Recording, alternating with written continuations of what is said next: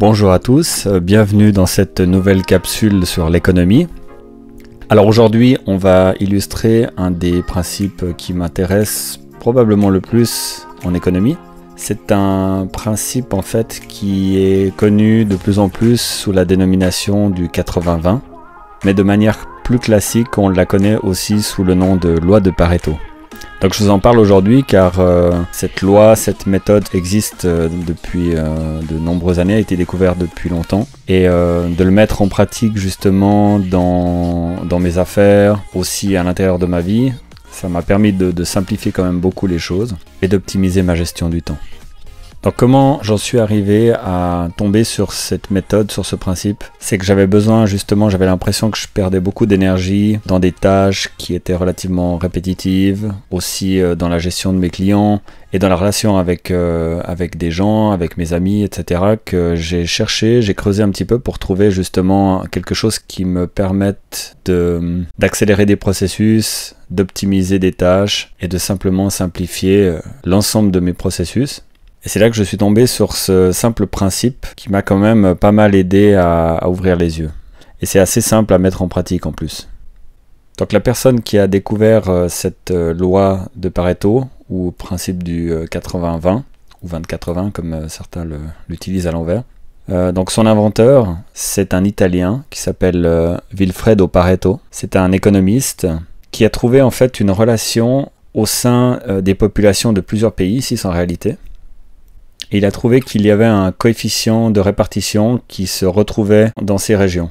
Et c'est beaucoup plus tard que Joseph Juran commença à appliquer cette relation à d'autres domaines et à en faire le constat de l'efficacité des résultats. Donc à partir de maintenant, écoutez bien la suite, parce que une fois que ce principe est bien compris et appliqué, il est absolument redoutable et il pourrait absolument changer de manière conséquente votre quotidien. Donc si je voulais en faire un énoncé relativement sans équivoque, je dirais que 80% des effets sont le produit de 20% des causes. Je ferai quelques exemples comme à l'habitude de ces capsules pour vous permettre de mettre en application. Donc dans la majorité des cas, ce qu'il faut comprendre, c'est qu'il n'y a seulement, et dans la plupart des situations, que quelques éléments majeurs qui vont avoir un impact décisif sur le résultat. Donc si je prends un exemple qui m'a touché personnellement, en tant que gérant d'entreprise et chef de projet, vous aurez peut-être remarqué, si vous êtes aussi dans cette situation, que vous avez certains clients qui sont plus compliqués que d'autres.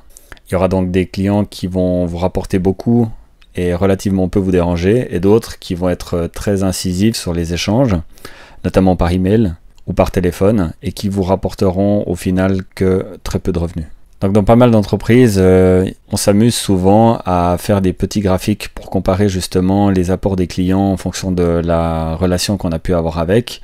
Des fois ça se passe vraiment agréablement, on échange relativement peu de téléphone, peu d'emails, la relation est relativement claire et à la fin le travail est livré, tout le monde est content et ça peut arriver que ce soit des projets qui sont relativement conséquents. Donc pas de très grosses difficultés. Si vous les mettez ensemble, vous allez vous apercevoir que seulement 20% de votre clientèle vous rapporte 80% de votre chiffre d'affaires. Et c'est là que l'exercice est difficile parce que vous allez aussi constater du coup, obligatoirement, que 80% des clients qui restent sont des gens qui peuvent être pénibles et qui vont passablement faire que l'entreprise va tourner en rond. Donc si on devait prendre un énorme raccourci, il suffirait simplement de s'en défaire progressivement sur le temps et de se concentrer sur ces 20% de clients qui vous apportent les 80% de résultats. Alors on pourrait comparer les deux groupes. Le groupe 1 serait donc ces 20% qui vous rapportent le plus.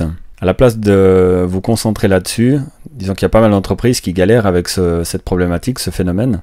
C'est qu'en fait ils vont user beaucoup de temps à s'occuper de ces petits clients qui n'arrêtent pas de vous harceler, de vous demander des changements, de ne jamais terminer les projets et à la fin du compte de même pas payer forcément, alors qu'il suffirait simplement de rediriger l'énergie sur l'augmentation du nombre de clients du groupe 1. À ce moment-là, concentrez les efforts des vendeurs uniquement sur ces 20% de clients qui vous rapportent votre succès.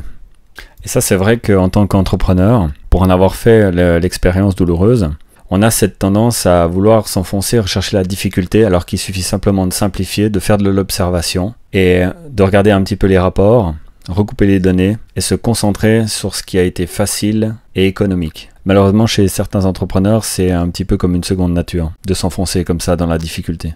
Donc ça, c'était un exemple qui est relativement percutant, que j'ai pu expérimenter et vivre. Et c'est vrai que si j'avais connu ce rapport-là, ce ratio, j'aurais mis en application beaucoup plus rapidement et ça m'aurait évité quand même de nombreuses années de galère. Maintenant, je vais utiliser un exemple que tout le monde va pouvoir comprendre puisque on vit tous ce genre de situation. Donc nous allons prendre l'exemple de l'armoire à vêtements.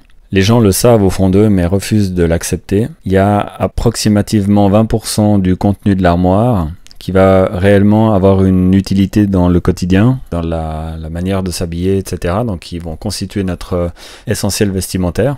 Et 80% qui seront des vêtements qui ne servent qu'à prendre la poussière, de logis pour les mythes, et qui vont simplement stagner dans ces penderies jusqu'à ce que vous soyez devant le fait accompli que finalement ces vêtements sont sortis de la mode depuis 5 ans, parfois 10 ans, et que la chose qu'il va falloir maintenant faire, c'est les éliminer, les donner ou les jeter, alors qu'il vous suffit simplement de repérer ces vêtements, de les virer, et ça vous fera donc 80% d'espace disponible pour y entreposer des choses plus importantes.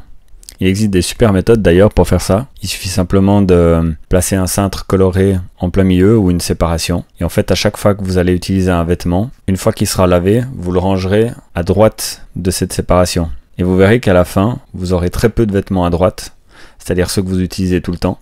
Et tous ceux qui seront à gauche de la séparation seront des vêtements finalement que vous n'utilisez pas. Et vous verrez que vous serez à peu près dans ce rapport-là. Ne reste plus que maintenant à changer les choses, à intervenir dans votre business de manière positive en procédant par le vide. Tout ça en utilisant ce simple principe de cette relation du 80-20.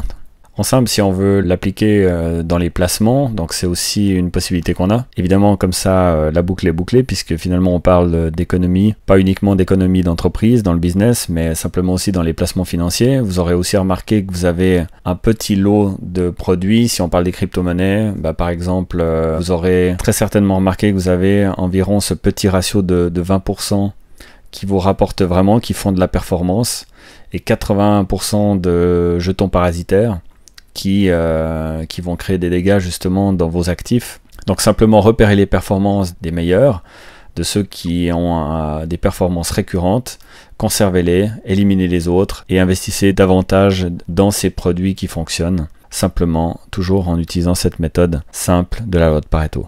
Voilà, j'espère que j'aurai été assez éloquent, démonstratif dans cet exemple. On n'a jamais vraiment beaucoup de temps puisqu'on essaie de contraindre cette capsule à 5 minutes.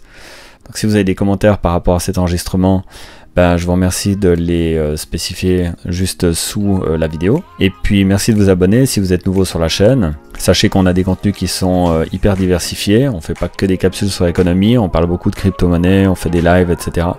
Et nous avons aussi un groupe Telegram. Encore une fois, le lien est dans la description. Vous n'aurez plus qu'à cliquer dessus. Alors voilà, je vous souhaite une bonne fin de semaine et je vous retrouve très bientôt.